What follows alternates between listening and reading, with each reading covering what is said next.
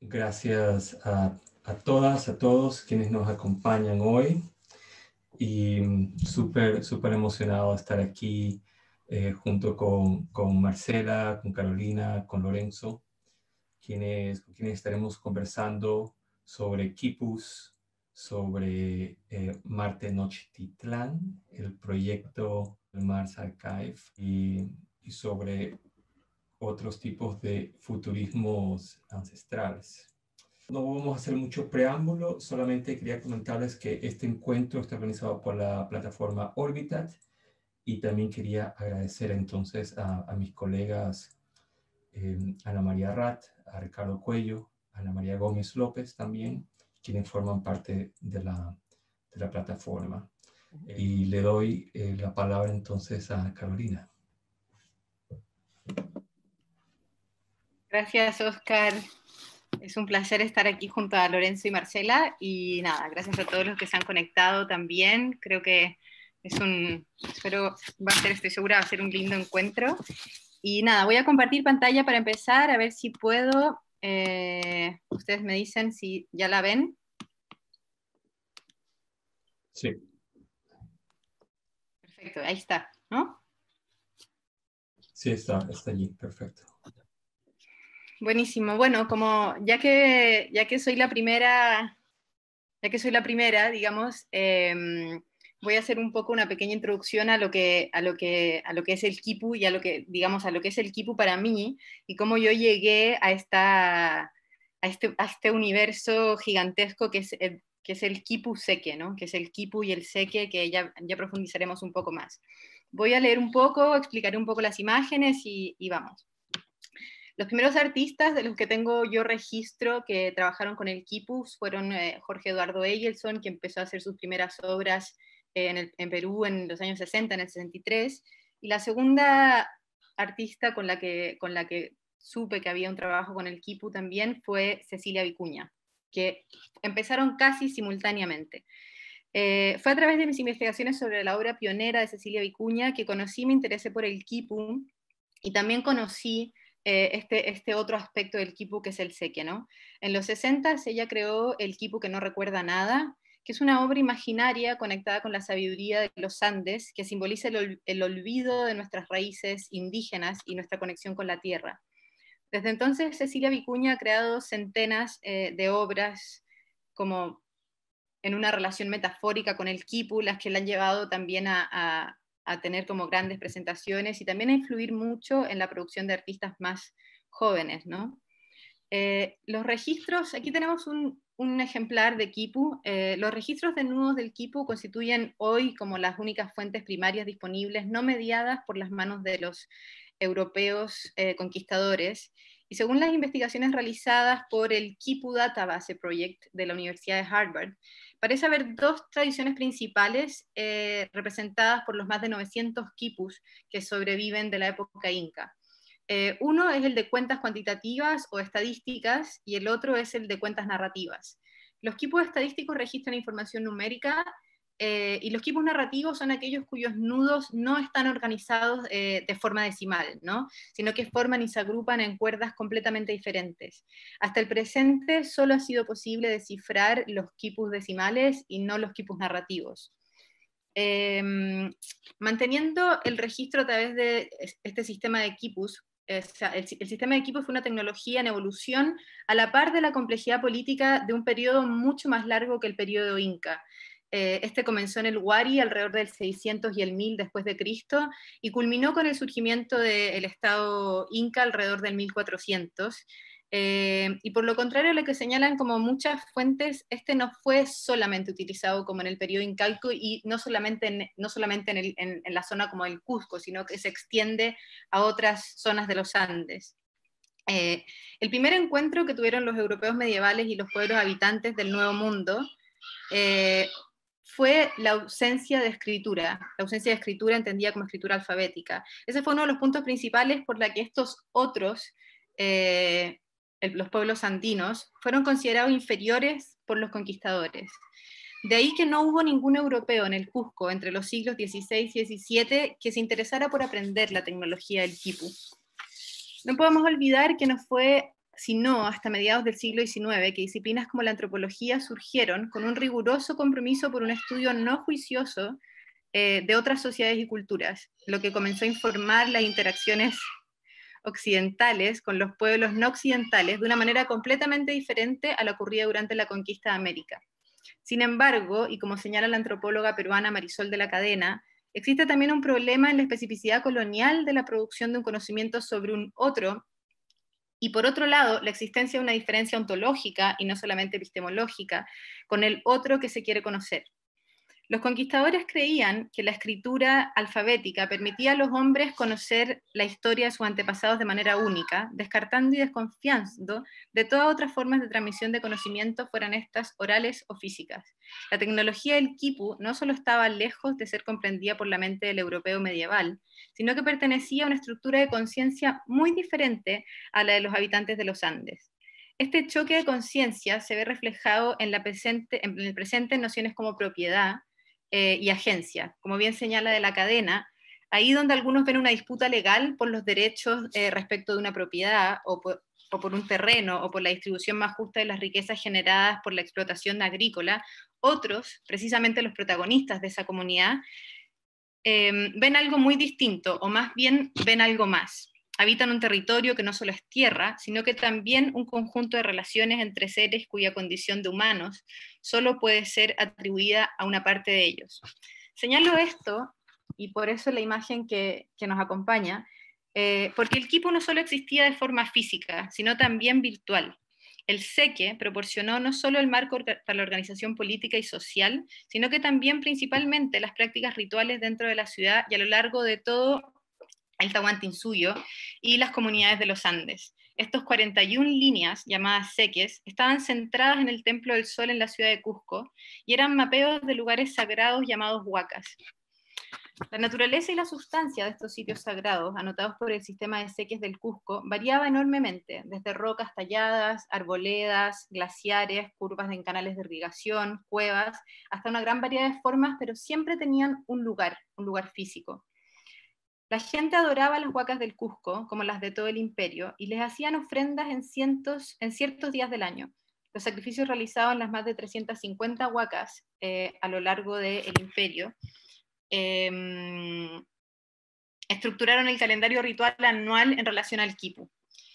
Se consideraba que las huacas eran características vitales y vivas del paisaje y tenían un gran poder e influencia sobre la sociedad y la comunidad. Aquí estamos viendo una de las principales huacas de los Andes, que es el glaciar del Cerro del Plomo. Y estamos viendo una obra de Cecilia Vicuña, que son estas lanas que tienen forma de quipu, conducidas hacia el glaciar. Como decía, una de las huacas más importantes conectadas directamente con las aguas que nutren el valle de lo que hoy es Santiago, en Chile, es el glaciar del Cerro del Plomo. El último gran sacrificio realizado allí fue el del... Aquí hay otras imágenes de la misma acción de Cecilia Vicuña. Una de las últimas sacrificios llevados a cabo en la cumbre del Cerro del Plomo, y que tiene especial vinculación con la obra de Cecilia Vicuña, fue el sacrificio del llamado Niño del Plomo. Aquí podemos ver el lugar donde se encontraba sepultado este niño. Los incas ofrendaron a un niño de 8 años, quien sería el guardián del glaciar, para que nunca faltara el agua en el río Mapocho. Sin embargo, los saqueadores desenterraron su cuerpo, interrumpiendo el vínculo de unión entre humano e inhumano, entre niño y glaciar. Aquí podemos ver una imagen de el cuerpo del Niño del Plomo. En su poema dedicado al niño, Vicuña señala: fue enterrado y olvidado durante 500 años, para luego ser hallado y arrancado de su sueño por buscadores de tesoros. Lo hallaron para deshallarlo, convirtiéndolo en objeto arqueológico. Dijeron: es el culto de las alturas, y esa frase lo situó en el pasado. Lo llamaron la momia del plomo, y ese nombre lo apartó de la vida. Pero el niño sigue dormido y su sueño revive cada vez que alguien siente su conexión con el agua. Esta es otra vez una imagen de este lugar, de esta huaca del Cerro del Plomo, donde se puede ver como la zona donde estaba enterrado el niño.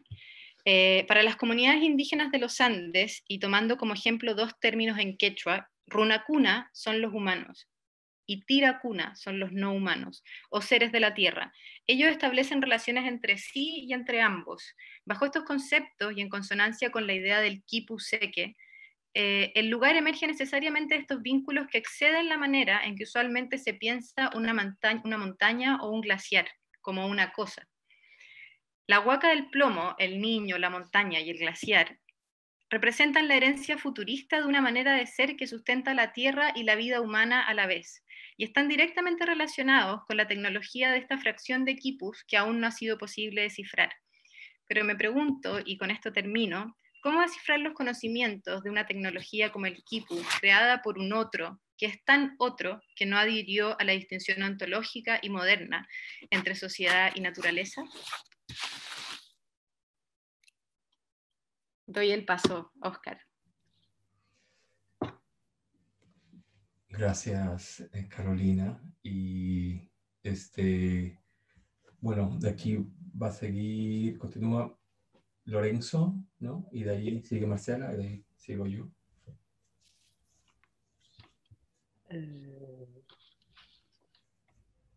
Bueno, o sea, buenas tardes a todos, muchas gracias a los que estéis escuchando, muchas gracias a Óscar por la invitación, a Carolina por su presentación y la presentación que también sigue luego, que seguro que también está muy bien, de Marcela.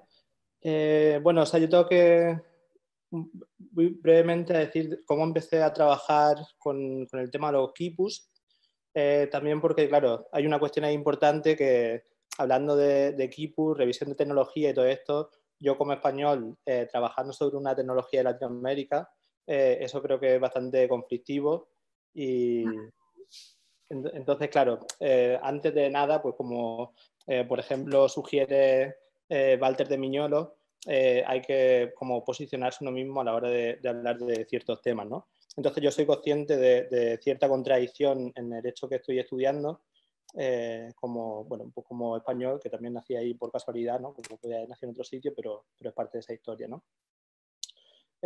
Bueno, yendo al grano,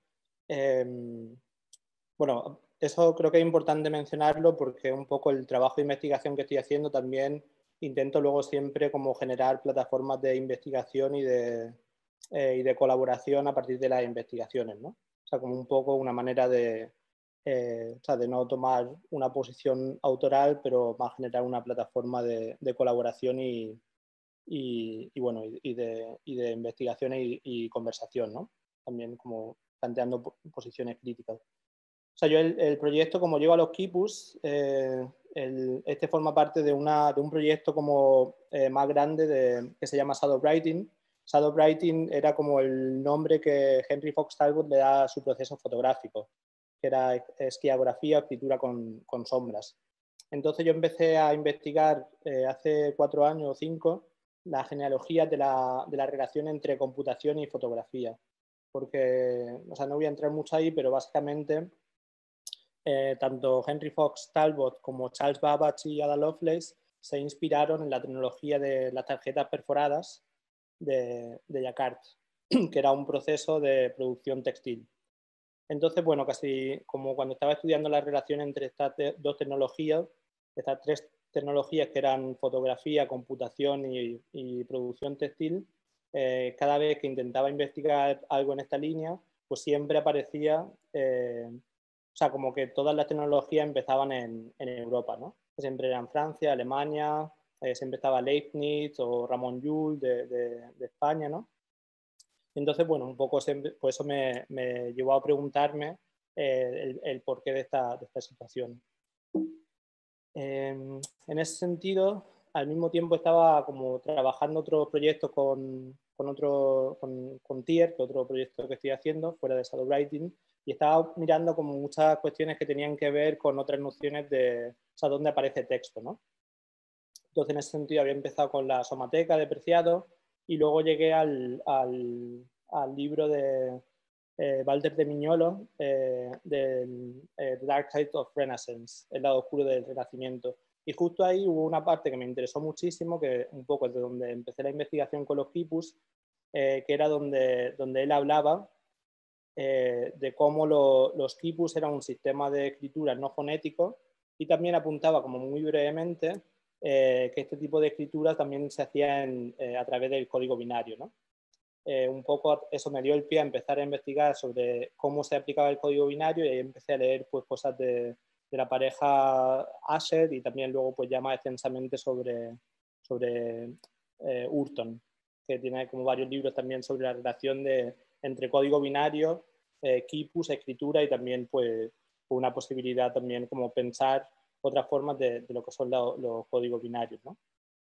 Entonces, en ese sentido, empecé a trabajar también con la noción de escritura, ¿no? También con la idea esta de shadow writing como de una forma poética, ¿no? O sea, que esa escritura que no está visible, no está a la luz, como que se mantiene oculta, ¿no? Como proceso histórico, pero también pensando con la idea de tiempo profundo de Sierpin-Zielinski, de cómo podemos trazar una serie de genealogías divergentes para pensar la tecnología que salen fuera de los cánones, podríamos decir, hegemónicos que se plantean desde el canon occidental, ¿no?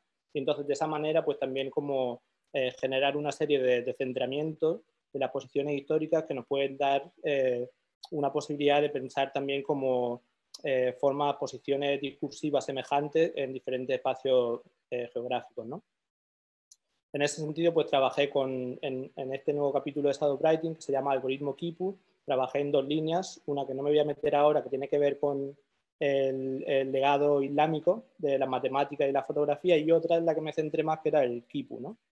Entonces, bueno, estuve pensando mucho también cómo poder conectar la idea de Kipu, ¿no? Como forma de escritura tridimensional, ¿no? Como forma táctil de escritura también, con lo que son las tecnologías más contemporáneas, ¿no?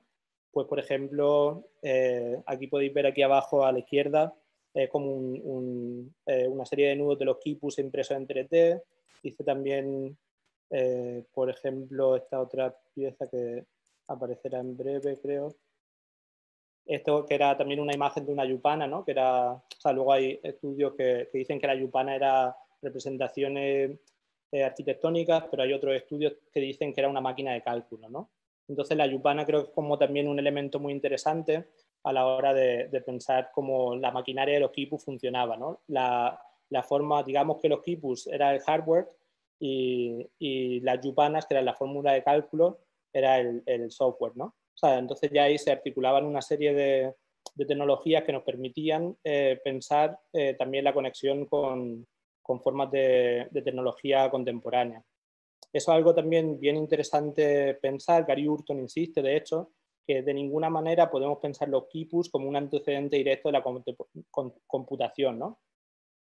Pero yo lo que sí que planteo, quizá no de la computación, pero sí de la cibernética, en el sentido de que en los quipus, quizá voy a pasar a otro, bueno, esto me lo voy a saltar.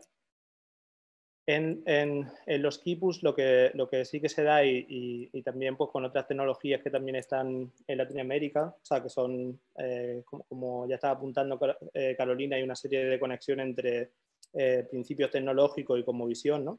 Formas de pensar el mundo. Yo en ese sentido también estaba pensando en cómo utilizar la mal llamada Cruz del Sur, ¿no?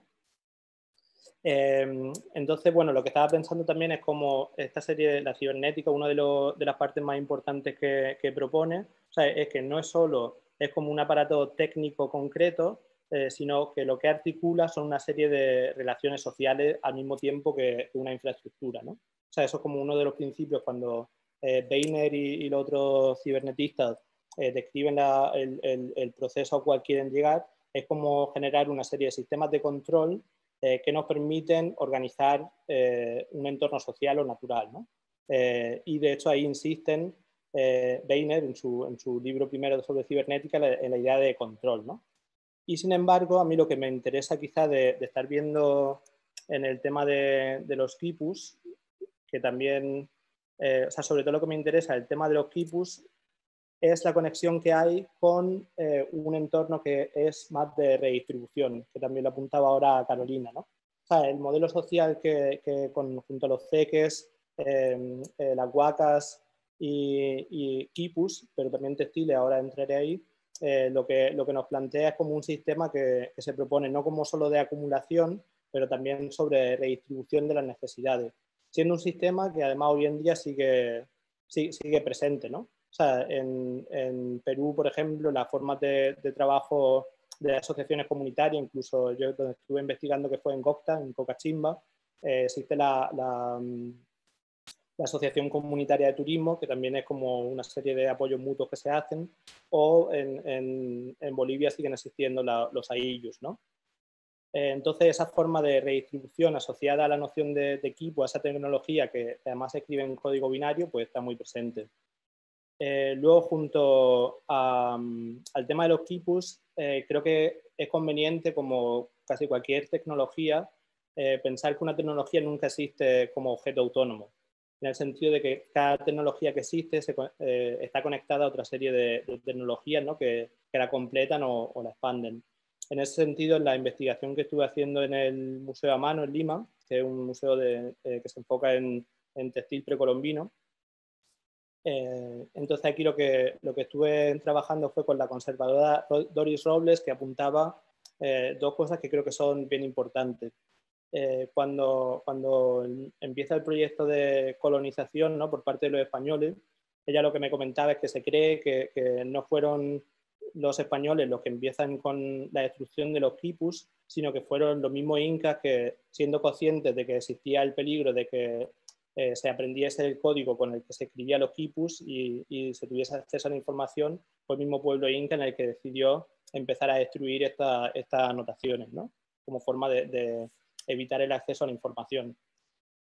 Y luego otro apunte que también quería apuntar, que estuve ahí trabajando con ella, era la cuestión de que no solo los quipus tenían una serie de operaciones de código binario, pero esas mismas operaciones acontecían en los textiles, ¿no? Una era de las operaciones que describe Gary Hurton en su libro sobre uno de los libros de quipus, es como la torsión en S o Z de las fibras del quipu, dar una serie de informaciones, ¿no? Y, por ejemplo, esto me comentaba Doris Robles del Museo a Mano, la conservadora, que eso también justo pasa con los textiles. La torsión del hilo hacia en S o en Z dará también la idea de pertenencia de clase. O sea, de forma que también esta serie de informaciones, ¿no? Pues también estarían ahí como muy presentes. Y bueno, o sea, yo creo que como apunte ya está ahí bien, creo que ya llevo 10 minutos. Cada uno de estos puntos habría que ampliarlo mucho, lo he hecho así como muy pinceladas, muy rápidas, ¿no? Y bueno, lo dejo ahí.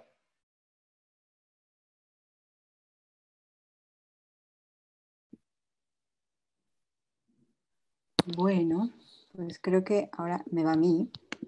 Muchas gracias por toda la invitación y bueno, les comparto. Bueno, yo los voy a llevar a otro lugar. Está súper interesante lo de los quipus, pero ahorita nos vamos a otro lugar total y absolutamente. Y quiero darles un poco de contexto de cómo surgió Marte Tenochtitlan. Y bueno, Marte Tenochtitlan es parte de un proyecto más amplio, que es el marsarchive.org, que es un proyecto que empezó como un grupo de Facebook, que aquí les voy a enseñar. Y en este grupo de Facebook, pues básicamente lo que hacemos es recopilar, ¿no? De manera grupal, colectiva, información de todo tipo de cuestiones espaciales. Ahí pueden ver lo que pasó con la nave de Musk en estos días, ¿no? Hay cuestiones de divulgación, hay un poco de todo. Y en este grupo, que lo que hacemos básicamente es recopilar todo lo que tiene que ver con Marte, pues empezamos a bromear de qué pasaría si nos fuéramos a Marte, ¿no? O sea, como si nos fuéramos nosotros como mexicanos a Marte, iríamos y fundaríamos una ciudad tan difícil y complicada como Tenochtitlan, ¿no? Como la Ciudad de México, que está en un lugar que se inunda porque, bueno, era un lago, ¿no? Que aparte es un lugar sísmico, ¿no? Entonces, que ha sido como súper complicada, pero bueno, al final lleva 700 años existiendo. Y justo eso fue una de las cosas que nos pusimos a investigar y a preguntarnos. Y bueno, un poco como dándoles el contexto de todo, empezó con que es el archivo que se pueden meter aquí a la página, y es el que los lleva a Facebook. Algún día pensamos tener el archivo consultable y que puedan revisarlo, pero también haciendo el archivo nos dimos cuenta de que la gran mayoría de la información está en inglés y que pues todos estos imaginarios espaciales, ¿no? Sobre todo los que están orientados a Marte, pues no son muy ajenos, ¿no? No nos incluyen. Y en eso pues empezamos a generar ciertos proyectos que van un poco por todos lados, ¿no? De hecho, Mars Archive dejó de ser solo un archivo y se convirtió en una cosa que le llamó una plataforma curatorial extendida, pero bueno. Entonces aquí tenemos pues, un Marcine que hizo Cristian Camacho, una serie de investigaciones que hizo Mauricio Palos en Cabo Tuna, que fue como un precursor de la carrera espacial en México, una serie de DJ sets, o sea, para que vean que tenemos un amplio margen de lo que abarcamos, y también colaboramos con Patricia Lagarde en mandar en el Voyager 3, que es mandar unas botellas al mar con mensajes marcianos, y pues si no, que se queden ahí. Y digamos que uno de los elementos como más importantes que hicimos en todo este tiempo que llevamos existiendo, que es desde el 2016, es el calendario marciano. Y a partir de hacer este calendario en donde nos pusimos a pensar cómo sería el tiempo en un planeta distinto al nuestro, nos pusimos también a reflexionar que pues el tiempo obviamente es una construcción cultural y cómo podríamos pensar en esta construcción cultural desde otro lugar, ¿no? Entonces este es ahora sí que una obra en proceso porque seguimos trabajándola. Este fue el primero que hicimos, que fue de marzo del 2019 y terminará en febrero del 2021, donde será el Año Nuevo Marciano. Y otra de las cosas que es importante comentarles es que, bueno, hemos hecho varias actividades. Bueno, tenemos un podcast que se pueden meter a escuchar, pero de las actividades que hemos hecho, que muchas estas han sido en línea por este año, ha sido también, pues, estas colaboraciones con el Centro de Cultura Digital, generando, bueno, propiciando que hayan charlas, pero también obras de teatro, pero también cuestiones de cohetería, ¿no? Y otra de las cosas que hacemos es una cosa que se llaman posadas, que yo pensé que en toda Latinoamérica hacíamos posadas, pero creo que no. Entonces les explico. Las posadas son un festejo que se hace en donde se pide posada, ¿no? Como cuando Jesús y María iban caminando y se cantan villancicos, ¿no? Y esas posadas son una de las cosas que, de hecho, el 15 vamos a tener nuestra posada.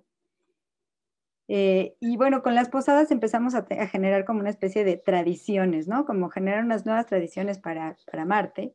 Y en ese contexto fue que se nos hizo pertinente con el meme este que salió, que fue el de la Fundación de Marte Tenochtitlan, pues generar Marte Tenochtitlan. Entonces, Marte Tenochtitlan lo hicimos en colaboración con Arte, Ciencia y Tecnología de la UNAM. Y pues yo formo parte de un seminario de estéticas de la ciencia ficción y justo el coordinador del seminario, que es Amadís Ross, siempre me decía la importancia de generar una ciencia ficción pues local, ¿no? Y en esa reflexión, junto con el meme que había salido de Marte Tenochtitlan y toda la reflexión, decidimos pues crear Marte Tenochtitlan de verdad, ¿no? Y pensar en cómo sería esta primera ciudad marciana fundada por nosotros, ¿no? Hicimos una convocatoria y en la convocatoria nos llegaron 61 personas. De estas 61 personas, justo había personas de Ecuador y había personas de Colombia y había personas del norte del país y del sur del país. Y entonces, pues, al final hicimos una selección de 20 personas y entre todos generamos primero un mito, que aquí lo pueden leer. El mito, la verdad es que sobre todo lo que estuvo muy interesante fue generar este taller que de alguna forma logró que todos trabajáramos en equipo. Nos dividimos en tres, siguiendo las estructuras de los códices latinoamericanos, bueno, sobre todo los códices de la Fundación de Tenochtitlan, ¿verdad? Y en esta idea fue primero la llegada, ¿no? O sea, ¿por qué salen de la Tierra? ¿Por qué quieren llegar a Marte? Después fue la peregrinación, o sea, todo el camino, que en realidad los códices, sobre todo el códice de la fundación de Tenochtitlan, pues es justo una larga y muy tortuosa peregrinación. Entonces, esa fue la segunda parte. Y la tercera parte ya es la fundación. Y a pesar de que los tres equipos estábamos trabajando, digamos, de manera independiente, tengo que aclarar que también en el diseño del taller, Amadís Ros, que es experto en códices y en mitología, dio esta introducción hablando de todo lo que tenía que ver con los mitos de aztecas, pero también hubo una sesión con Juan Claudio Toledo, que es astrofísico, que les explicó cuáles eran las cuestiones con Marte, ¿no? O sea, digamos, las consideraciones científicas que teníamos que tomar en cuenta para la creación de este mito, ¿no? Entonces aquí pueden ver cuáles son todos los co-creadores del mito. De los 20 participantes que se quedaron seleccionados, fueron 15 los que acabaron haciendo la creación. Y aquí pueden ver el mito, cómo quedó. Les voy a dar un zoom para que lo vean un poco más. Digo, les recomiendo primero lean el mito y luego el códice, porque si no es un poco difícil de entender, como todos los códices, ¿no? En este trabajo colaboramos con Fernando Espinosa, diseñador. Amadís hizo una selección de los glifos, él los, digamos, rediseñó para que quedaran en esta visión como más ciencia ficcionosa de lo que queríamos hablar. Y a grandes rasgos, pues la Tierra está en problemas, ¿no? Hay muchos conflictos, entonces una sección de la humanidad decide tomar una nave espacial y salir de la Tierra para llegar a Marte. En Marte, el lugar a donde llegan, que es el cráter de Hellas, justo por toda esta decisión previa que se tomó a través de tener este curso, digamos, taller científico, ¿no? Llegan a Hellas, en Hellas no hay agua y entonces empieza una peregrinación larguísima en donde se enferman. También esto es algo importante, muchos de los participantes, ¿no? Sí estaban como con esta idea de que no hubiera como una cuestión de conflicto o de problemáticas humanas, sino que más bien fuera este conflicto entre lo humano, lo no humano, y la purificación, digamos, por llamarlo de alguna forma, para poder entonces ser aceptados por el planeta Marte, que acaba siendo la planeta Marte, en esta primera fundación de Marte Tenochtitlan. Bueno, entonces se enferman, llegan a una primera ciudad, que es la ciudad de Elon Musk, donde ya están todos muertos porque se enfermaron por los mismos microorganismos que existen ya en Marte. Pasan 52 años, aquí están como las cuestiones que se tomaron. Y en esta ciudad está en el cráter Gale, que es donde está el Curiosity. De aquí caminan por el Amazonia Planicia para llegar a Tarsis, que es donde está el Monte Olimpo y los otros 3 volcanes. Y ahí, llegan a la desesperación. En algún momento el traje, que está hecho de nopal, que es otra de las cosas que es muy mexicana, hacer todo tipo de tecnología con nopales, se fermenta y se genera como un pulque, que es una bebida alcohólica. En este pulque deciden quemarlo todo, entonces se quedan como varados, ¿no? Aquí se acaba la peregrinación, y en este momento donde queman todas las naves, como ya ha pasado en la conquista, ¿verdad? Pues finalmente el planeta, digamos, los lleva a un sueño donde todos comunalmente entienden que tienen que fundar la ciudad a partir de pasar por el Noctis Labyrinthus y por fin llegar a fundar Marte Tenochtitlan ya convertidos en marcianos. Entonces, bueno, este es el primer taller, digamos, de Marte Tenochtitlan. La idea es hacer un segundo taller sobre ya la ciudad, ¿no? O sea, pasarían 52 años, como todos estos ciclos mesoamericanos, y se fundaría como esta ciudad. Esta ciudad, la idea es construirla como en esta cuestión de la arquitectura vernácula y también revisando algunas cuestiones de arqueoastrología, también para ver cómo, bueno, más que astrología, me va a matar Juan Claudio cuando escuche esto, astronomía, perdón. Pero en fin, fundar esta ciudad, ¿no? Y la idea es como que podamos hacer esta ciudad de alguna forma en maquetas o en 3D o lo que sea. Y después de eso habría otro taller que sería el taller de la generación de estas tradiciones, ¿no? O sea, ya viviendo ahí, ¿cuáles serían las tradiciones de los Martenoshkas? Que es un poco como generar a partir del pasado una reinterpretación muy posmoderna, ¿no? Desde muchos puntos de vista, no solamente en un purismo, que fue una de las cosas que pasó con los talleristas, que nos preguntaban, bueno, entonces estamos imaginando que los españoles nunca vinieron a América, ¿no? Y es como, no, no, no, o sea, sí vinieron, pero ahora somos nosotros, y cómo vamos nosotros a asumir este futuro, ¿no? Y creo que, bueno, pues ha sido un experimento interesantísimo en este primer taller, que fueron solo 4 sesiones, y ya veremos el próximo año cómo salen estos otros 2 talleres, ¿no? Bueno, volveremos a hacer el primero, entonces será como ya todo el núcleo para esta fundación y esta creación de esta ciudad, que es el inicio de otro universo, ¿no? Pues bueno, muchas gracias. Cedo la palabra. Bueno, yo de mi lado voy a volver un poco sobre el tema de los quipus y ya luego de eso vamos a pasar a la conversación abierta a ver qué sale de esta mutación posible de este ser quipu marciano.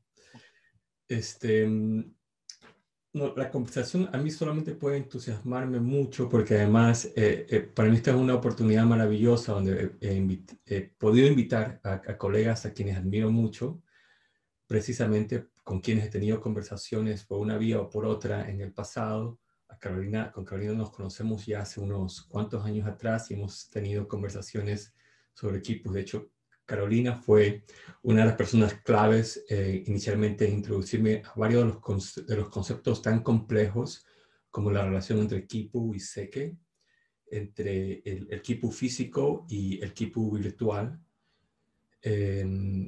Y bueno, con Marcela también nos hemos conocido por temas astronómicos en México. Y con Lorenzo estuvimos en contacto vía texto previamente por una serie de coincidencias en nuestros intereses, ¿no? De mi lado quería comentar que, bueno, ingresar al tema de los quipus es evidentemente algo muy complejo. Yo creo que o sea, quiero mencionar también esto, ¿no? Lorenzo mencionaba, por ejemplo, el caso de que, bueno, que él es español, etcétera, etcétera.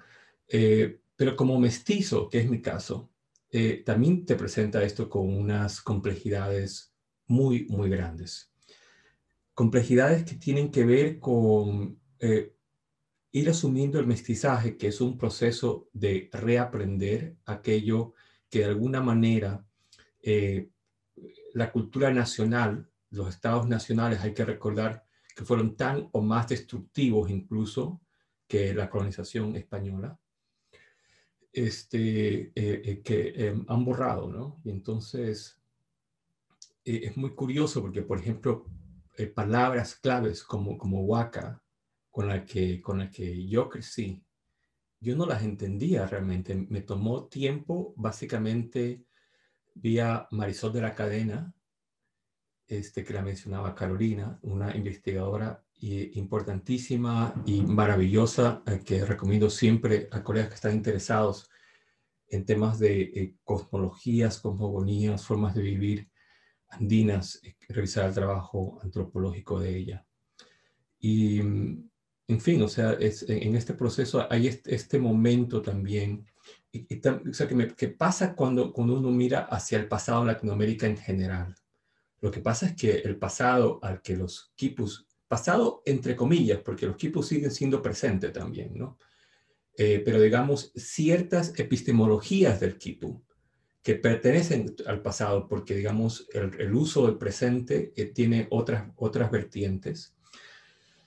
Se remonta a miles de años en el pasado. Y tenemos también el tema, hay otra cuestión que a mí me ha interesado muchísimo, que es la historia de la ciencia en Latinoamérica, ¿no? Justamente la última vez que nos vimos con Marcela fue en el contexto de la muestra que tuve en Parque, y donde hice una pequeña publicación, que me pasé ahí trabajando un año en eso, porque soy un artista muy lento y un escritor. La luz del sol menos una luciérnaga, esta misma. Y yo me encanta escribir, pero escribo lentísimo. Y justamente esta publicación que acompañaba la expo revisitaba la primera expedición científica internacional latinoamericana en la modernidad. Porque los latinoamericanos, cuando pensamos sobre ciencia, y completamente coincido con Lorenzo, que cuando pensamos sobre ciencia, inmediatamente piensas en estos nombres que han formado de alguna manera la gran historia de la ciencia oficial, ¿no? Estás pensando inmediatamente en Copérnico, en Galileo, en Kepler, en Newton, la secuencia esta, ¿no? Que llega a Einstein y bueno, etcétera. Y justamente hice una investigación que tenía que ver con esta primera expedición científica, que es una expedición de astrónomos mexicanos que se da en 1874 cuando viajan a Japón a hacer observaciones justamente astronómicas, ¿no? Y, en fin, volviendo al tema de los quipus, voy a compartir mi pantalla y a ver cómo era esto aquí.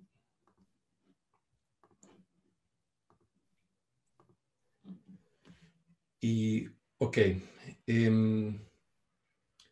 hablábamos de alguna manera sobre la memoria, sobre la relación entre historia y memoria. Y es muy curioso, a mí algo de esto que me interesa es no pensar la memoria como monumento, o sea, la memoria como algo que uno puede de alguna forma restituir en el presente, sino más bien la memoria como, incluso el olvido, como una materia maleable y que presenta la posibilidad de otras conexiones que aquel pasado quizás no tenía. Pasa algo muy curioso precisamente con objetos y material histórico, cultural valiosísimo que ha sido saqueado desde siempre y que llega a Europa sin memoria, ¿no? Y ya obviamente son objetos que llegan sin ningún tipo de procedencia, por lo tanto el tipo de valor arqueológico en cuanto a información para poder restituirlos en el presente en algún nivel se ve muy, muy, muy golpeado. Y aquí lo que vemos es justamente son objetos muy curiosos estos objetos. Esto aquí es un fragmento de un tejido chimú que yo encontré en eBay, lo estaban vendiendo. Y yo decidí adquirirlo. Obviamente, a mí no me queda constancia alguna de que esto sea real, de que sea falso, y, en fin, yo lo que hice fue adquirir, y es un objeto sin memoria. Yo lo que estaba pensando, o sea, a ver, en algunos niveles, en algún nivel todavía conserva algo, pero es de una paradoja muy interesante ese tipo de material cultural, por llamarlo de alguna forma en este momento, más complejo que el concepto de cultura. Y yo lo que decidí de alguna forma era de qué manera este pasado puede ser restituido.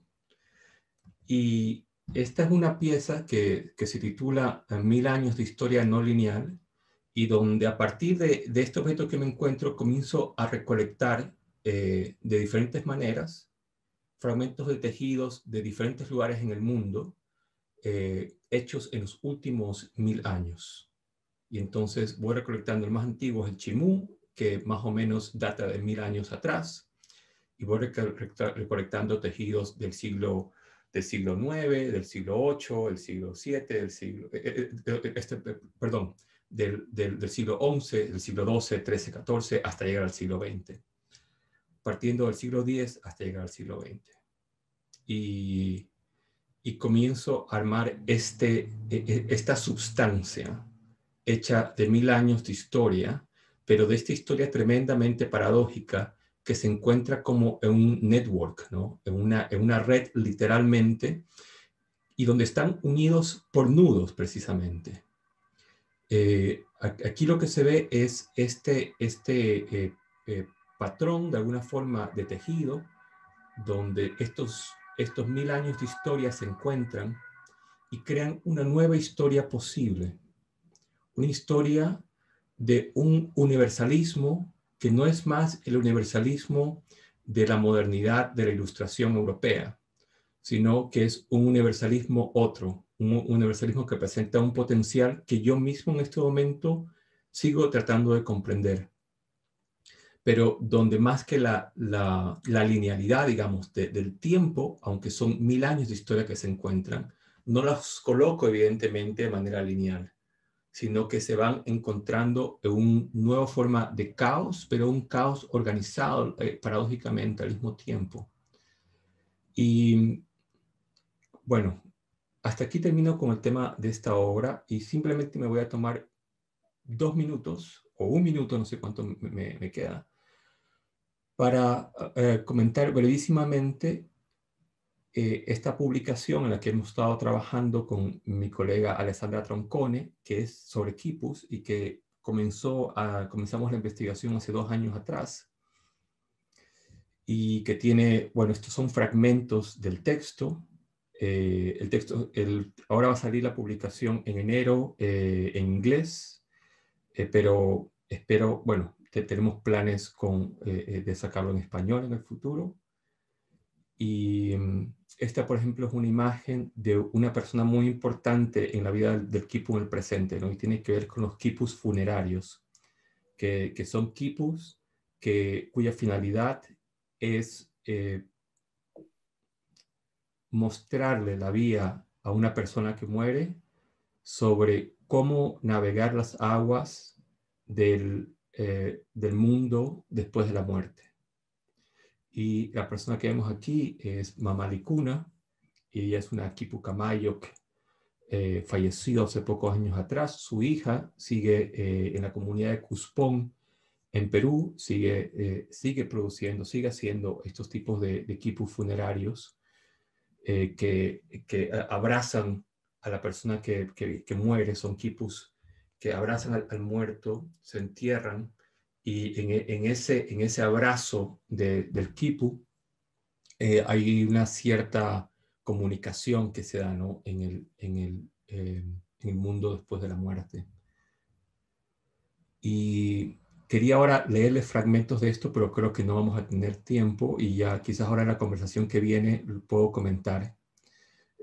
Pero hemos tratado de conectar el quipu primero con una historia muy interesante, de las miles de historias interesantes que hay con el quipu, que es el capítulo que tiene que ver con el quipu Italia, más específicamente Nápoli.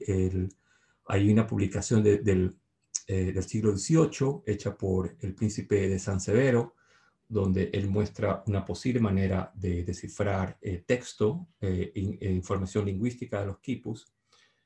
El método de San Severo no parece ser cierto, pero parece tener algún tipo de clave, algún tipo de información que sí puede resultar útil sobre este tema.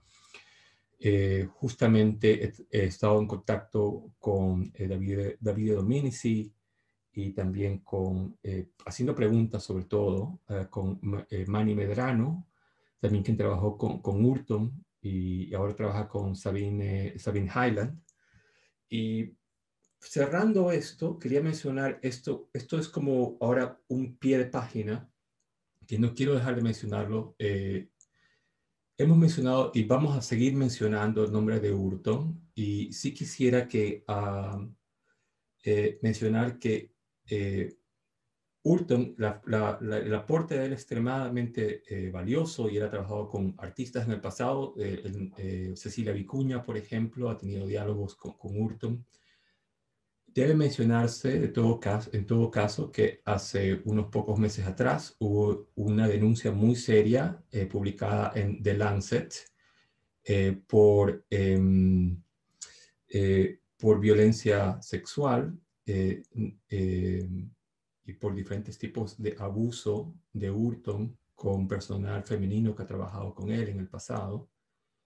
Y en todo caso, y ahora no tiene sentido compartir detalles, pero sí me parecía valioso mencionar esto en temas de personas cuyo aporte es valioso, pero que presentan un legado a nivel personal y profesional muy complicado por temas que debemos obviamente considerar mucho hoy en día. Y termino aquí de compartir mi pantalla.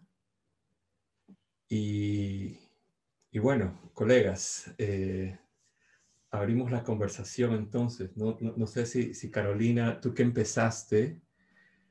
Quería decir que qué bueno que mencionaste lo de Burton, porque creo que es importante como, sin duda, como, digamos, como aclarar esos puntos o darles visibilidad a esos puntos también, como tú dijiste, como es un profesional súper destacado.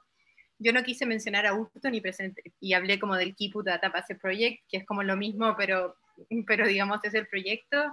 Y nada, pero aparte de eso, como me ha parecido como súper interesante las distintas como visiones, ¿no? que nos unen.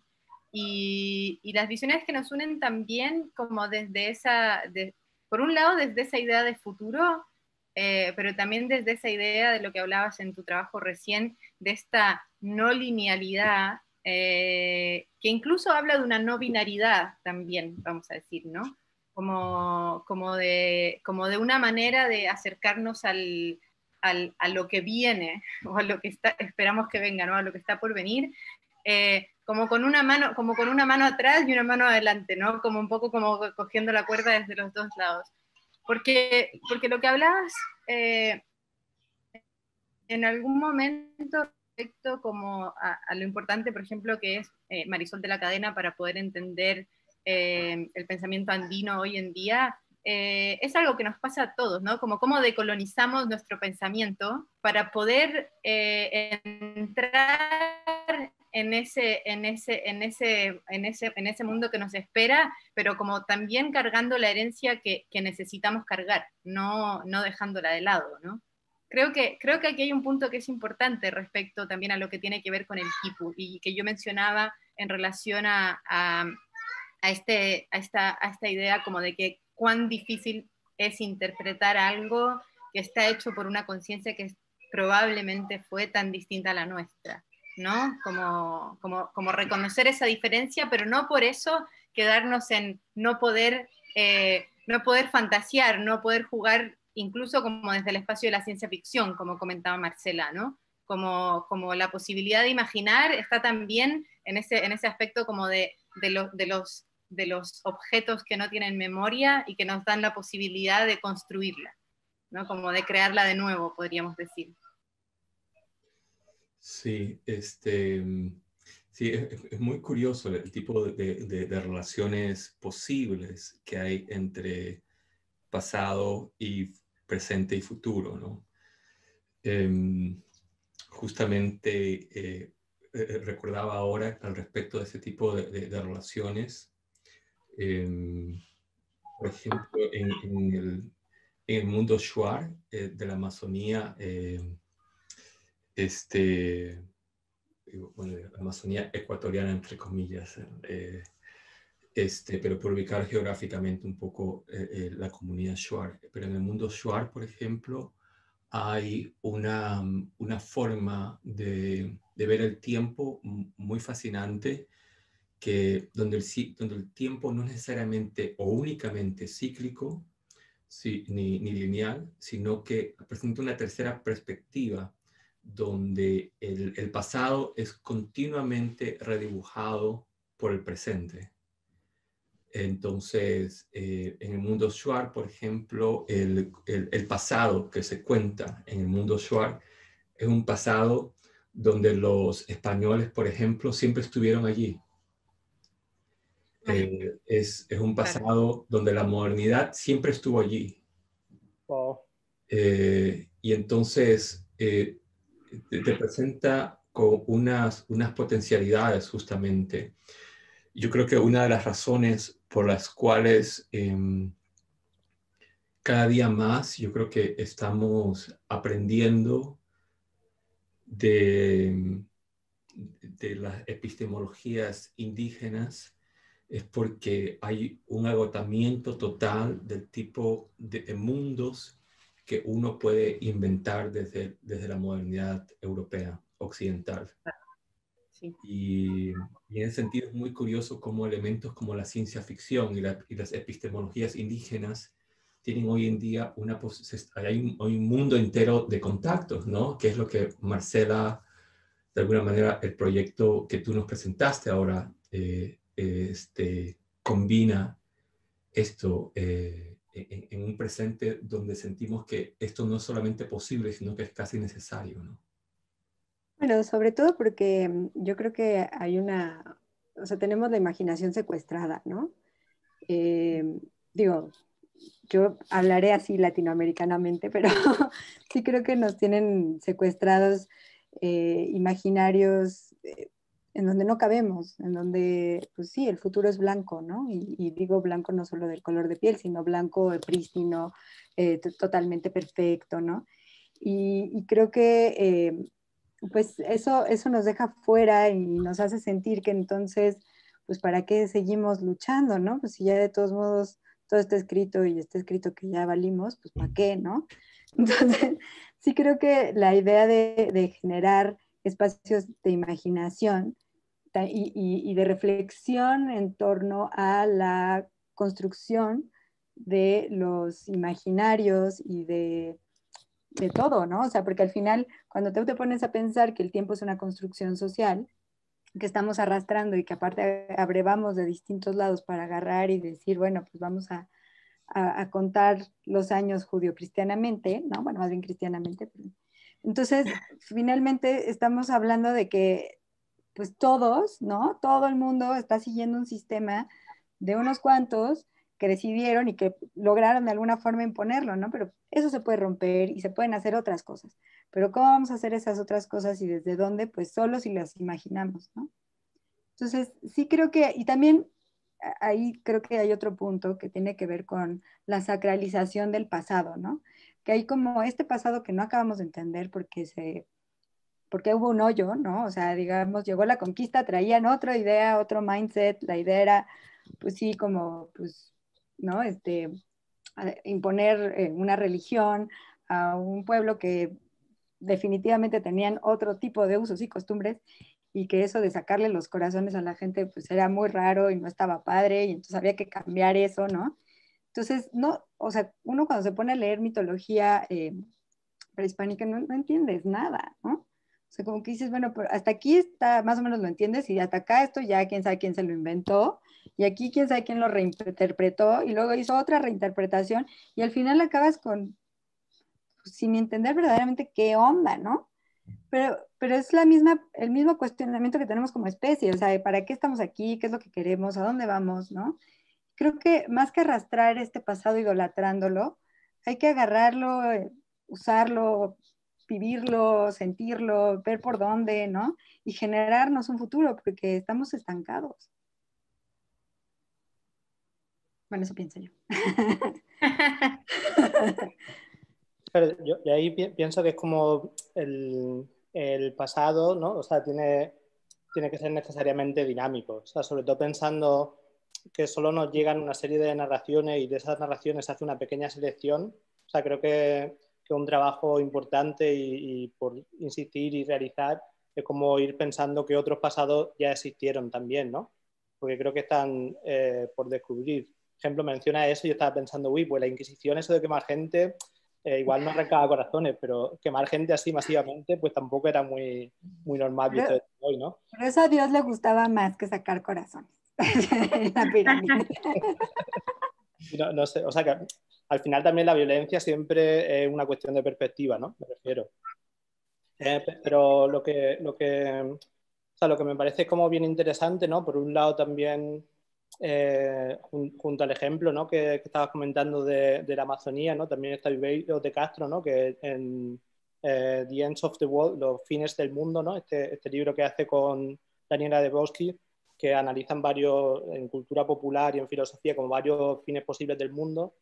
También hablan de una tribu de Brasil, que no recuerdo ahora mismo el nombre, pero justo ellos hablan de que el pasado está delante y el futuro está detrás, ¿no? O sea, esa idea de cambiar qué tipo de temporales y pensar también como temporalidades que son asincrónicas, ¿no? En las que puede ir traduciendo diferentes elementos también para repensar formas sociales, ¿no? Que yo creo que al final como formas donde la redistribución de riqueza, una relación también que sea como más ecológica, ¿no? Con el mundo, ¿no? Como una forma de presencia donde las diferentes entidades orgánicas tengan agencia posible, ¿no? Fue un poco el objetivo. En ese sentido, cuando había una cita que nunca he conseguido recordar dónde era, había una curadora que hablaba de textiles en Latinoamérica, ¿no? Y justo hablaba de una de las dos Lillas, no sé si era Lilla Clark o Lilla Pape, que hacían una crítica a Annie Albers, ¿no? Decían, cuando los de Bauhaus hablan de abstracción, hablan de un abstracto universal, ¿no? Pero para nosotros esos tejidos no son abstractos. O sea, tienen una carga muy grande de escritura y de significado, ¿no? Y eso creo que es bien importante pensarlo. Otro ejemplo también que estaba pensando cuando estabais hablando es pensando un poco fuera de un pensamiento como más académico. También estaba pensando en el libro de Las tres mitades de Ino Mosso, de César Calvo, que hace como un viaje por la Amazonía y una de las partes de las que habla es como pone en relación, bueno, experiencias con ayahuasca, que no quiero entrar por ahí, pero bueno, o sea, como habla la relación entre poesía, escritura, quipus y astronomía, ¿no? Y una serie de doblaciones de su propia persona mientras hace este viaje. Entonces creo que también a la hora de pensar la aproximación hacia posibles tecnologías, ¿no? Como está también articularlo en relaciones, o sea, como un poco salir de la idea de verdad, ¿no? De lo que es la verdad científica, porque ahí como creo que permiten otra serie de aproximaciones también a pensar lo que es la tecnología y sobre todo como rearticular las posiciones en la tecnología, ¿no? Que creo que o sea, es muy importante, pues también, por ejemplo, lo que comentaba Óscar al principio, ¿no? Una de las cosas que a mí más me impactó también a la hora que creo que eso también lo estuve hablando también con los colegas en México, era el uso de la arqueología, ¿no? O sea, cómo la arqueología es como fundamental en la construcción del Estado social, ¿no? Y esta ¿cómo era este libro? El que organizaba Mauta. Bueno, yo no sé el nombre del libro, pero La revista. La revista Mauta, él tenía las siete Mariátegui. capitales. Mariátegui, claro. Sí, Mariátegui, perdón, se me olvidó el nombre. Mariátegui justo en el problema del indio, ¿no? Del indio, justo habla de cómo se celebra el pasado inca, pero a los indios de ese momento, en los años 20, como que no se les da acceso a la tierra.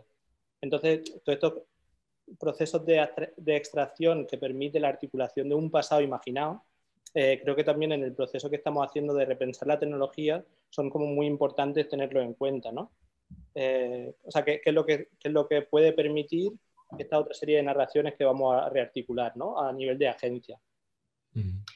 Sí, a mí lo que dice Lorenzo, y bueno, y lo que hablaba Marcela también, me hace pensar en algo que es muy necesario y que también está presente en tu trabajo, Óscar, que tiene que ver como con la articulación de un nuevo lenguaje, ¿no?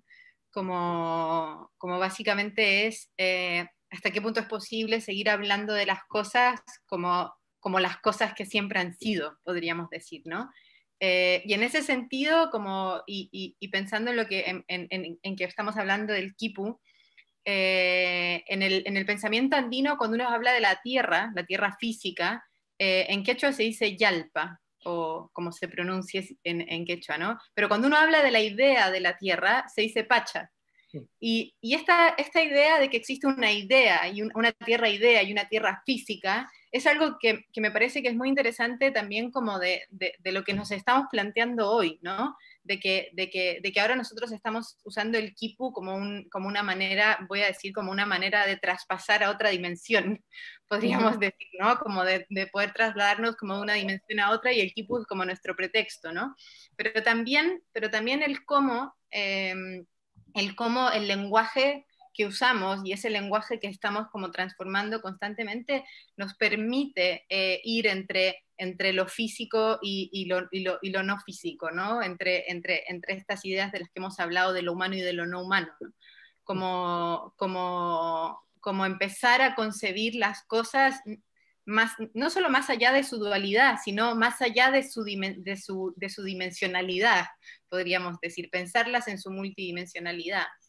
Que es algo que afortunadamente el arte nos permite y romper como con lo que decía Marcela de tener la mente secuestrada y romper como con el secuestro, ¿no? Liberar un poco, pero que nos permite como adentrarnos en esas otras posibilidades de pensamiento.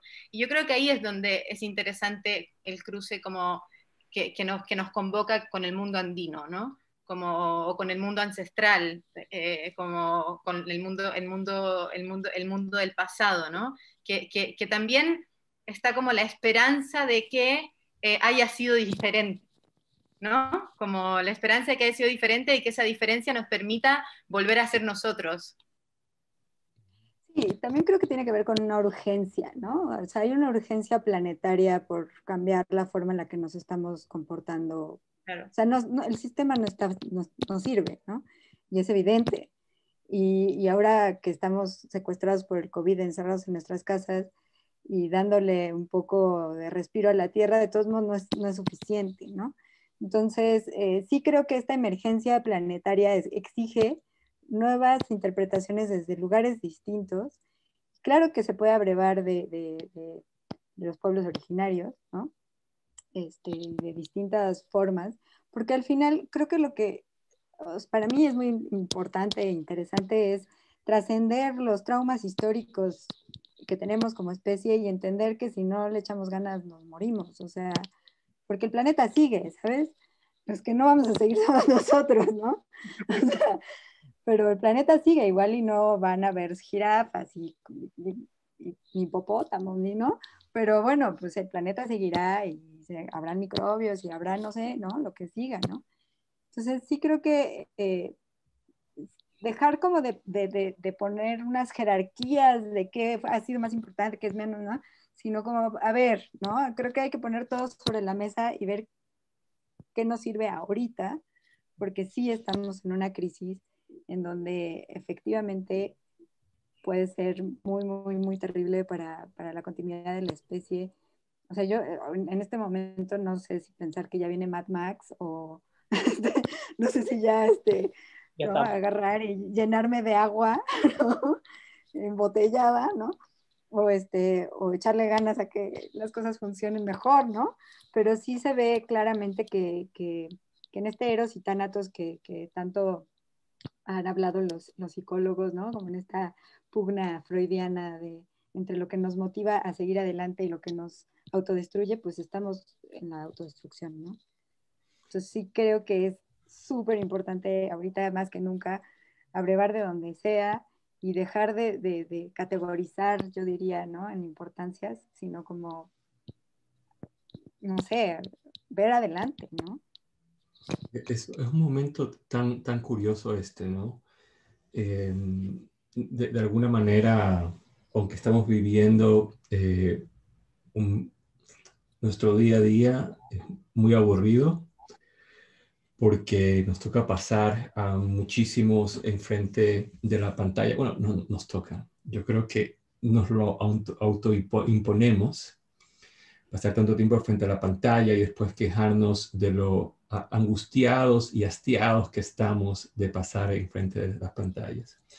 Pero por otro lado es un momento muy fascinante en esa autodestrucción de la humanidad. Es un momento muy fascinante porque si te fijas, por ejemplo, en relatos que se generan desde el arte, ves que ciertas narrativas que eran muy importantes hasta hace pocos años atrás, como por ejemplo hablar de posmodernidad, esta noción austera de que supuestamente lo único que nos quedaba era hacer remixes del pasado de una forma plana, o sea, como que no con la posibilidad de reinventar el mundo o de ver el pasado y el futuro para repensar y reimaginar las maneras en las cuales podemos generar realidades alternativas. Es muy curioso porque vivimos en un momento de una invención, o sea, el hecho de que, por ejemplo, hayan vacunas después de tan pocos meses, te presenta frente a un escenario tecnológico absolutamente desconocido. El hecho de que en este momento estemos conversando desde diferentes lugares del mundo simultáneamente y colegas de otros lugares nos estén viendo, que se ha vuelto algo casi banal, es absolutamente mágico. Y tenemos estas tecnologías, pero lastimosamente nuestras tecnologías están hambrientas de energía. Entonces, tenemos, por un lado, estamos hablando de este pasado presente al que le prestamos una atención que en nuestras escenas o nosotros mismos de alguna manera no la podíamos entender hasta hace pocos años. Y por otro lado, si bien estos imaginarios nos presentan la posibilidad de hackear la imaginación, simultáneamente estamos frente a un problema real energético, ¿no? El hecho de que yo aquí tengo mi teléfono con el cual nos hemos estado comunicando y todo, y simultáneamente mi teléfono necesita unas baterías hechas de litio y, los procesos de extracción del litio son absolutamente nefastos. Y entonces, sí, yo puedo hacer maravillas con mi teléfono, pero debo estar siempre consciente de que las tecnologías que nos rodean, y sí tenemos un problema tecnológico adicionalmente a este problema de esta imaginación relacionada a epistemologías que estaban ninguneadas por la modernidad.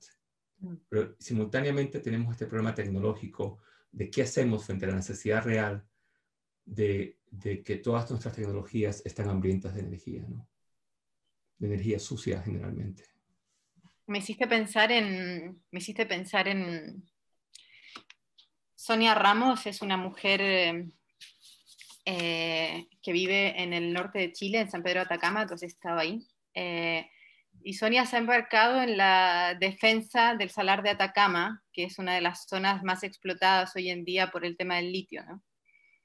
Sonia es atacameña y... Carolina, disculpa, ¿puedo hacer un pequeño apunte? Y disculpa Sí. la pequeña interrupción. Solamente quería mencionar, como una imagen quizás que compartir sobre lo que estás mencionando ahora, que cuando fui al desierto de Atacama y recorriéndolo, estuvimos con dos colegas recorriendo el desierto y durmiendo, acampando por diferentes lugares. Y me impactó tanto encontrar que primero llegó la explotación del cobre y ya como no quedaba cobre en los cerros, llega la explotación Claro. del litio. Es como la explotación sobre la sobre explotación. Me impresionó, nunca había visto algo No, así. tremendo. Disculpa Sí, sí, es que por eso me vino la imagen de Sonia. Sonia está como muy involucrada en la defensa del Salar de Atacama, y el Salar, además de ser una zona de biodiversidad muy alucinante, donde hay especies que son solo como endémicas de ese lugar y todo eso, es un paisaje maravilloso, ¿no? Como muy especial y único.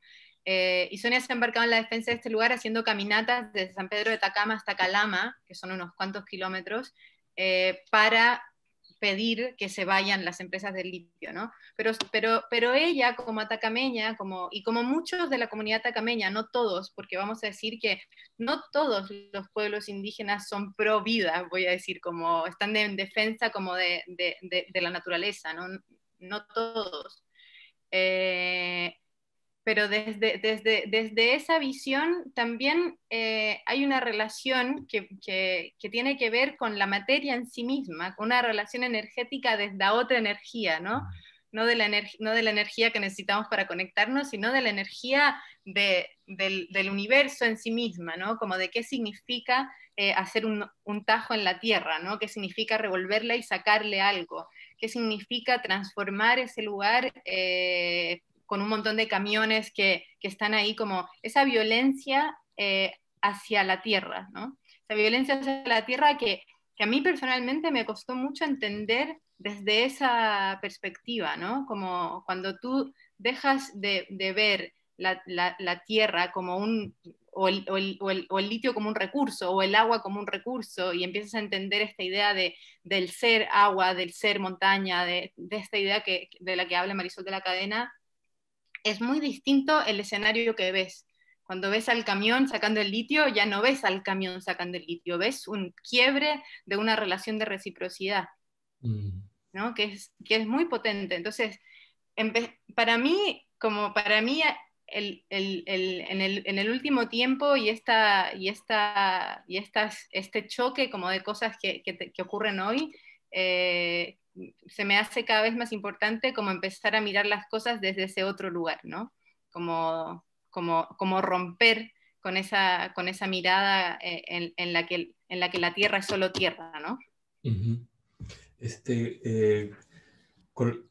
Colegas, porque yo siento que aquí podemos continuar con 1000 horas. Nuestra conversación dura 1000 horas y que nos quedamos los que tenemos las 1000 horas libres, pero quería comentarles que tenemos varias preguntas vía YouTube, y entonces, a ver, vamos a ver aquí la primera.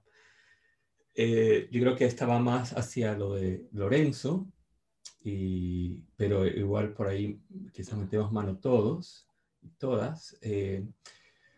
Dice Renzo Flinich: existe un grave error en seguir observando y asociando a los quipus junto al enfoque computacional binario, tanto ontológico como epistemológico. Eso hace 3 puntos él. El segundo punto que hace es más, si hablan de procesos cibernéticos, debe entenderse la causalidad asociada en el principio cibernético. Y el tercer punto es que difiere a lo de los quipus, entendiendo esta causalidad. Sí, o sea, yo en principio además estoy bastante de acuerdo, porque lo que me interesa en los quipus es que ofrece un modelo diferente al de la cibernética, que es comparable, o sea, que es equiparable en algunas cuestiones también, que sobre todo tienen que una cuestión que no he entrado, pero es como con la investigación que sigo desarrollando, que todavía está por hacer, que tiene más que ver con cómo una tecnología se puede organizar una serie de relaciones sociales. O sea, por ejemplo, hay una cuestión que Matteo Bacchinelli, un filósofo que trabaja mucho sobre gobernanza algorítmica, siempre me comenta, es como, o sea, no se puede separar la idea de la cibernética de la idea de la militarización. Eso es como fundamental, ¿no? Y también, igual que no se puede pensar la idea del Kipu sin toda la red de conexiones que había entre las diferentes WACAs, ¿no? Entre los CEQs también. Entonces, en ese sentido, yo creo que a la hora de pensar sistemas de intercambio posibles, ¿no?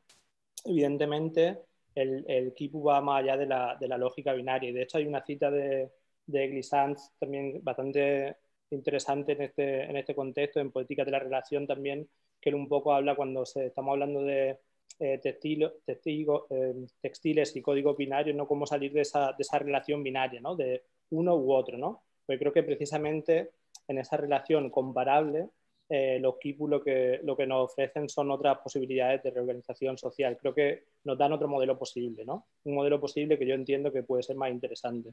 Lorenzo, quiero solamente hacer un comentario allí, y es que yo estoy en desacuerdo con que la cibernética que la cibernética esté inherentemente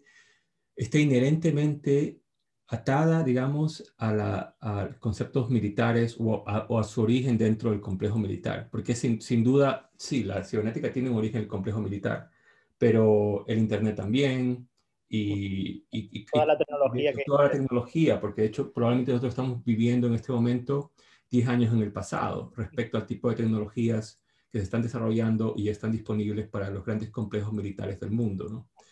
Pero yo creo que la cibernética tiene una rebelión que se da inmediatamente. Fíjate que de hecho varios de los cibernetistas se rebelan en contra del complejo militar y deciden no volver a trabajar dentro de este. Otros continúan, pero otros no.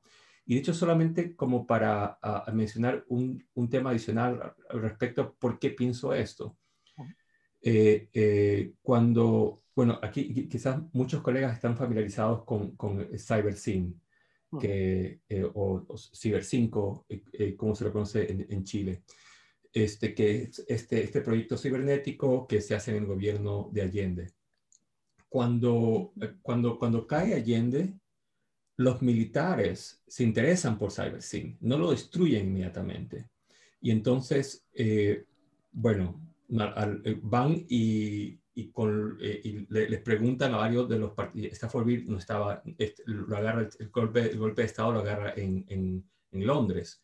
Stafford Beer era, para los colegas que no están familiarizados, era el director del proyecto cibernético del gobierno de Allende. Pero los chilenos que trabajaban en el proyecto estaban en Chile, y entonces el gobierno militar bueno, sabían algo del proyecto y encontraban obviamente la palabra control que estaba allí. Y los militares, lo primero que se les ocurrió, perfecto, aquí computadoras, control, esto nos queda perfecto para lo que necesitamos nosotros, nuestro plan de represión inmediato que está en marcha. Y finalmente los militares se dan cuenta que el concepto de control de la cibernética no les servía para las finalidades represivas del gobierno de ellos, o al menos no las descubren en ese momento. Claro. Porque el concepto de control de la cibernética finalmente tiene una deriva que puede ser aplicada militarmente, pero también te presenta con un mundo que no es necesariamente ligado a lo militar, ¿no? Claro, en ese sentido, por ejemplo, hay una cuestión que también es interesante, y eso es algo que yo discuto con Matteo Pasquinelli, que la cuestión también, que la cibernética también es un proceso de descentralización, ¿no? Y a mí, por ejemplo, me llamaba mucho la atención cuando Norbert Weiner es pequeño, él visita la casa de Kropotkin, por ejemplo. El padre de Weiner es amigo de Kropotkin, entonces yo ahí también estaba imaginándome él, que era una persona también como bastante culta y siendo una de las personas que le impactaron en su juventud, yo imagino que leería la literatura de Kropotkin, ¿no? Donde establece una serie de principios que hacia lo que van es hacia la descentralización, ¿no? Y de hecho, una de las cuestiones más interesantes de la cibernética es que ha permitido estructuras que van más allá de la idea de Estado, ¿no? Y de control desde el Estado. Y en ese sentido, por ejemplo, el trabajo de la colaboración entre Cedric Price y Pask, ¿no? con arquitectura y procesos de cibernética como muy reseñable, o también la relación entre Bateson y la economía circular, ¿no? Por ejemplo. Eso como ejemplos contemporáneos, pero luego otra cosa que estoy investigando también en relación a la cibernética son los sistemas de irrigación árabes que empiezan en el siglo IX de donde yo vengo, en Murcia, ¿no? Que también son formas de flujo de intercambio, o sea, son formas de flujo líquido del agua que se redistribuye con una serie de canales y espuertas que hacen que funcione una serie de conductos, ¿no? Y de circuitos, que son circuitos de hecho, con una serie de modos de gestión del procomún, ¿no? Eso, por ejemplo, también es otro modelo que podemos pensar que si bien que no es un antecedente directo de la cibernética, son modelos comparables, ¿no? Y creo que sobre todo a mí, la cuestión que me interesa son como procesos que podemos pensar tecnológicos que permiten formas de redistribución. O sea, y no es casual, por ejemplo, cuando Silvia Rivera Cusicanqui, ¿no? Pues también está ahí como parte del proyecto de anarquismo, ¿no? Y de redistribución al mismo tiempo que habla de la relación con la Pachamama y la relación también con los quipus y textiles, ¿no? Y la forma también del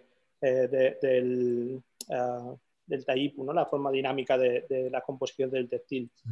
O sea, creo que ahí en ese tipo de continuidades, ¿no? Creo que también es interesante también, o sea, como ir haciendo selección de cosas que nos pueden interesar.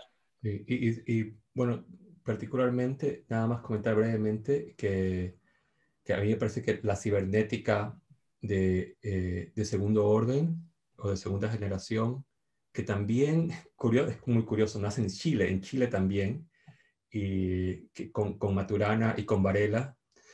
Claro. Y debo decir aquí que Varela es uno de mis pensadores favoritos del mundo. Y bueno, yo creo que sobre todo la cibernética esta segunda generación de Maturana, de Varela, yo creo que esa sí tiene unas relaciones importantísimas con epistemologías indígenas, ¿no? Pero, Carolina, no sé si ibas a comentar algo, si no paso a la siguiente pregunta. Sí, claro. No, pasa a la siguiente pregunta. A ver, vamos. Entonces, aquí, sobre los quipus. La interpretación de Hurton, investigador, justamente aquí, esta es una pregunta de la persona que lo escribe, se autodenomina autodios, sobre los quipus. La interpretación de Hurton, investigador actualmente caído en desgracia por denuncias de acoso sexual, no replica una lectura completamente occidentalizadora del quipu.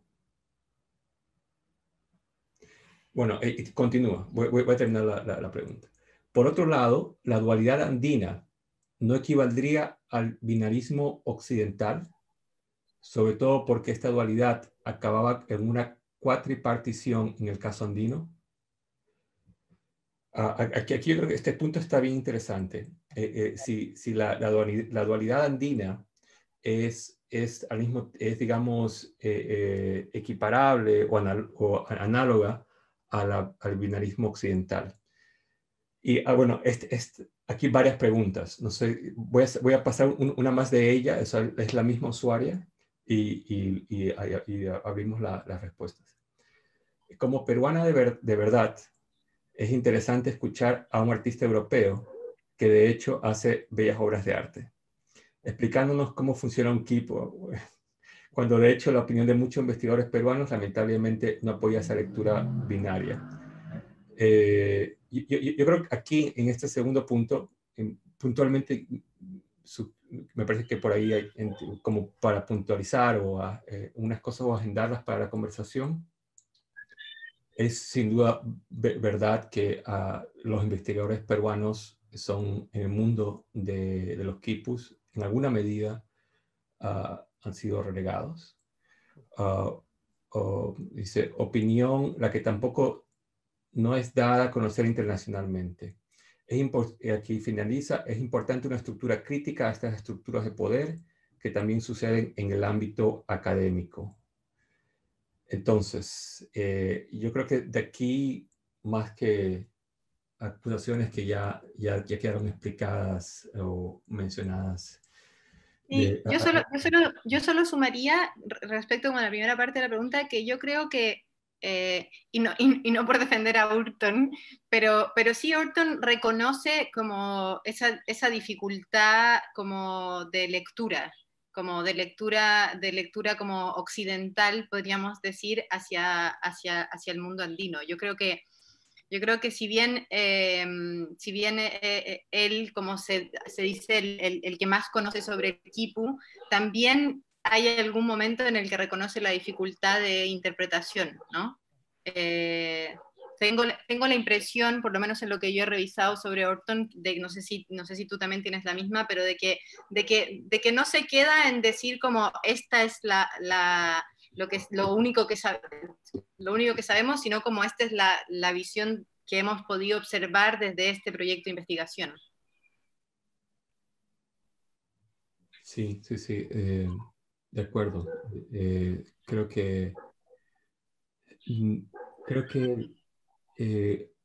una observación que hace Hurton, que también hace Marisol de la Cadena incluso, es que como antropólogo estás haciendo siempre una traducción y estás haciendo un ejercicio de traducción, no un ejercicio de ventrílocuo, digamos, sino un ejercicio de traducción que tiene unos matices, pues obviamente, y que son inherentes al concepto de traducción. Sigo entonces. Una pregunta para Marcela. La pregunta, a ver, espera, aquí. Está buena. Sí. Mira, justamente la siguiente es para Marcela. Marcela, dice Luz Williams, ¿podría ampliar cómo discutan las posibilidades de habitar otros planetas lejos de las nociones humanas, coloniales, colonizadoras y las relaciones con otras entidades no humanas? Pues lo visualizamos sobre todo en esta ocasión desde la ciencia ficción, ¿no? O sea, sí hubo una, digamos, en la convocatoria tuvimos la suerte de que había mucha gente que estaba como muy familiarizada con otro tipo de ciencia ficción, digamos, como no la heteropatriarcal normal, ¿no? Que ve a los otros planetas como el lugar en donde pones una bandera y haces un asentamiento y luego se vuelve colonia y así, sino como un poco más en el acercamiento de Úrsula K. Le Guin, ¿no? Que tiene una idea de planetas y mundos como mucho más respetuosa, ¿no? En esta relación. Sin embargo, sigue siendo una visión que no es propia y personal, ¿no? O sea, que no, no nace de nosotros. Creo que es justo en esta coyuntura donde se rompen todas estas, digamos, cubiculitos en donde estábamos como muy incómodos, pero estábamos como definidos en esta modernidad que se rompieron y ahora estamos en el politodo, ¿no? Tanto poliamor como definir si lo que somos y que nada nos acabe definiendo. Se están generando estas nuevas visiones y definiciones, por de alguna forma, ¿no? Que yo creo que nos pueden llevar a tener una relación con lo no humano, en donde lo humano no sea, no sea un rollo antropocentrista, sino donde podamos entendernos, como lo decía Carolina, ¿no? Como parte del sistema, ¿no? Creo que también esta cuestión de vernos como parte del sistema, siento que nos es más natural a nuestra generación que a los baby boomers, ¿no? Aunque los baby boomers pudieron ver la Tierra desde la Luna, ¿no? Creo que a partir de que nosotros fuimos una generación que lo tenemos más claro, ¿no? Que sabes pues que una inundación en la otra parte del mundo pues no es totalmente no está totalmente desligada de algo que puede pasarte aquí, ¿no? O sea, que el territorio es el planeta, no es solamente tu país, ¿no? Y bueno, ya si nos vamos a eso, no solamente es el planeta, es el sistema, ¿no? Y luego ya nos vamos a ir a la galaxia y así, ¿no? Pero sí creo que eso tiene que ver como con sí creo que hay un cambio generacional bastante choncho, que sí viene pues ya no sé si qué somos, pero digamos que un rompimiento que estaría ahí como en el millennial, centennial, ¿no? Lo que viene, y como en aquellos que vimos Capitán Planeta, ¿no? Y entendimos que sí tenemos que unirnos todos, porque si no, pues valía queso el planeta, ¿no? Entonces sí creo que por ahí es donde va a salir, ¿no? Y también, yo creo que también en dejar de estarlo hablando, como bien lo dice Greta, nuestra querida Greta, pues ya no es estarlo hablando, es hacerlo, ¿no? O sea, ya es como tomar acciones claras. O sea, sí es muy patético que a la niña escandinava le hagan caso y no a todos los movimientos sociales que han habido para que esto no pase, ¿no? Es patético, pero hagámosle caso, o sea, porque sí, es cierto, ¿no? Y sí creo o sea, son esas sutilezas las que tenemos que empezar a armar para justo imaginarnos un lugar en donde no somos nosotros el centro de todo de todo, ¿no? Porque aparte es muy limitado pensar al ser humano como el centro de todo. Al respecto de eso, del tema planetario, yo quería como plantear mi pregunta general aquí para todas y todos.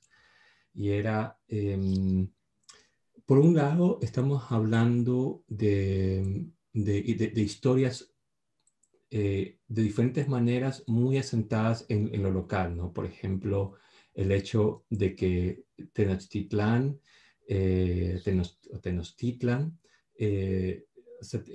o sea, más mexicano no puede ser en el sentido de que es una historia apropiada por el Estado mexicano justamente para construir relatos nacionales. ¿Qué es lo que pasa? Que se hablaba anteriormente, creo que Lorenzo mencionaba eso antes en la conversación, de cómo obviamente hay una relación profunda entre arqueología y la construcción de la supuesta identidad nacional, ¿no? y en Latinoamérica eso es, bueno, lo ves en todos los casos. Pero en todo caso, vemos en historias de los quipus también asentadas en historias locales. Pero por otro lado, está este elemento local, pero también está, por ejemplo, lo que ha pasado en los últimos años de manera muy acelerada con la presidencia de Trump, ¿no? Y todo el movimiento alrededor de este llamado populismo de extrema derecha, que apela también a un sentido que es, no tanto de lo local, pero muy parecido, a un sentido de la tribu, de pertenencia de la tribu. Y algo que a mí me ha quedado como que he quedado pensando mucho, ¿no? No sé qué piensen ustedes, colegas, es en la necesidad realmente de imaginar nuevos universalismos, ¿no? Estos universalismos no occidentalizados. Y ahí, en ese sentido, de hecho, como lo plantearía, en vez de plantearlo desde universalismo, lo llamaría diferencialismos, ¿no? O sea, como un sistema que permite realmente ese estar juntos, vivir juntos, esas relaciones de interdependencia, porque al final, como apuntamos con la cuestión planetaria, donde vivimos estamos todos y hay una interdependencia, realmente la autonomía es bastante una cuestión de ficción, ¿no? Por ejemplo, yo siempre estoy pensando mucho con la idea del procomún. La idea del procomún solo funciona con comunidades cerradas. O sea, es como la parte negativa del procomún es que necesita una comunidad cerrada de confianza porque si no, no se puede desarrollar, ¿no? Y entonces, claro, el desafío en ese sentido es como a nivel planetario incluso es más difícil, ¿no? Pero incluso en comunidades pequeñas, ¿cómo puede generar un procomún y que sea abierto suficiente como para que gente que no sea parte de esa comunidad pueda entrar, ¿no? Y también, por ejemplo, estoy pensando mucho en las cuestiones de fascismo que se está desarrollando en Europa también de una forma muy intensa, ¿no? El cierre de fronteras hacia la gente que viene del Mediterráneo de una forma también, pues como que ya está pasando desde hace muchos años, ¿no? Que es muy preocupante, ¿no? Porque al final como que estamos entrando también de una manera que a mí me preocupa mucho en grados de humanidad, ¿no? O sea, lo digo críticamente. Pero al final, ¿quién tiene el derecho a ser humano? Incluso se está llegando a plantear, ¿no? Que es como una cuestión también que en el proyecto colonial, con todo el tema de la religión, era lo que se hacía, ¿no? Como quién tiene alma, quién no. Que es una cuestión muy preocupante. Entonces, para mí la cuestión es cómo producir un sistema que permita la diferencia y que permita al mismo tiempo generar comunidad, ¿no? O sea, como una comunidad, pero que sea porosa. Sí, yo creo que también tiene que ver con grados de identificación, ¿no? O sea, creo que el problema que estamos viendo en el surgimiento de estas comunidades que se identifican a sí mismas como, no sé, parecidas o por este rollo de, por ejemplo, portar armas y amar portar armas o cosas así, que a mí me parece totalmente, o sea, no lo entiendo, ¿no? Creo que como siento que habría que explotar esta hegemonía cultural que nos ha colonizado a todas las cabezas, que básicamente fue muy gringa, ¿no? Y pensar en esta forma en la que podemos como explotar riquezas que están mucho más allá de esta unificación que hasta es tonta y burda, ¿no? O sea, las Kardashians, por Dios, o sea, digo, y son adictivas, ¿eh? Puedes ver 80 episodios y estar ahí pegada en la tele, pero de verdad es tonto, o sea, no dice nada, no transmite ningún valor, o sea, el valor, ¿cuál es, no? Entonces, creo que, digo, no me quiero poner como mi abuelita así de dónde están los valores, pero la verdad es que sí creo que sí es como, yo creo que sí se llegó a, como ¿no? decía Guy Debord, a esta sociedad del espectáculo en donde ya llegamos a un sinsentido y que hay que volver a encontrar ese sentido y volver a encontrar en las producciones, sí, locales, pero globales, ¿no? O sea, como en esto que le llaman el glocal, ¿no? Como en esta idea de, sí, ok, estoy del otro lado del mundo, pero te puedes identificar y eres bienvenido, ¿no? No porque se llame Marte Tenochtitlan no cabes, ¿no? O sea, bueno, a menos de que seas tlaxcalteca. Ese ya es chiste local. Pero sí, o sea, creo que al final sí es esta cuestión de poder como generar una riqueza en la individualidad, pero también en generar estos, digamos, espacios de conexión con el otro que no tienen que ver con esta idea plana de una cultura que nos ha comido, pues, digamos, la profundidad, ¿no? O sea, la reflexión, o sea, nos está llevando a un consumo. O sea, yo el otro día me preguntaba, y perdón, va a ser una cosa que, ¿no? ¿Cómo pude comer tantas hamburguesas en mi infancia? O sea, guácala, ¿no? Pero era como esta onda de estar totalmente con el rollo de McDonald's. Y aparte de McDonald's, o sea, qué asco, ¿no? Ahorita sí lo veo y digo, guácala. Pero en ese momento era como normal, ¿no? Y creo que ahorita, o sea, yo siento que, no sé, Carolina, tú que tienes hijos, no le darías una hamburguesa de McDonald's, o sea, guácala, quién sabe qué está hecha, ¿no? Y sí creo que es eso, o sea, es como nos dejamos invadir y de pronto, ya que estábamos enfermos con diabetes y obesidad, dijimos, oye, pero quizás esto no está bien, ¿no? Y creo que es lo mismo, pero con las cosas culturales que hemos consumido y con los valores que hemos consumido, ¿no? O sea, a mí me sorprende la cantidad de violencia que hay en las producciones gringas. Y cero amor, cero erotismo, por Dios, o sea, el erotismo es pornografía para ellos, o sea, es horrible, ¿no? O sea, sinceramente sí creo que se pierde la riqueza y creo que la única forma de conseguir esa riqueza es justo, ¿no? O sea, dejar de consumir tanta, sí, tanta mierda, la verdad. Me fui a muchos lados, lo siento. No. Me siento muy identificada con lo de los McDonald's, de todos modos, ¿no? Porque no, yo no comí tantos McDonald's en mi infancia, pero sí me pasa hoy que digo, por momentos tengo como esa aprensión respecto como mis hijos, por ejemplo, de qué es lo que sería bueno para ellos y qué es lo que no, y cuál es el futuro que van a heredar, ¿no? Como esa cosa que todos probablemente se preguntan cuando son padres, y al mismo tiempo luego pienso y digo, bueno, pero si nosotros sobrevivimos a viajar en avión mientras se fumaba, comer McDonald's, como un montón de cosas que ya no se hacen, ¿no?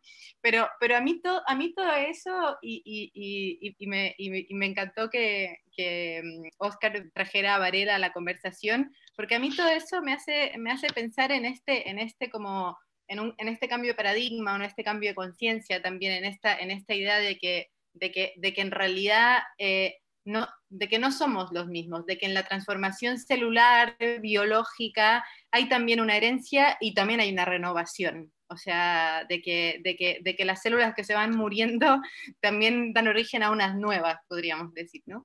Entonces, esta idea que ellos, que Varela y Maturana proponen sobre la autopoiesis, también es una pregunta al pensarnos como seres sociales o al pensarnos como seres individuales, ¿no? Que claramente yo creo que la tendencia es hacia sociales, pero no solo sociales en términos como de relacionarnos humanos con humanos, sino sociales en términos de las infinitas relaciones que nos conforman, ¿no? Y cómo nos renuevan también.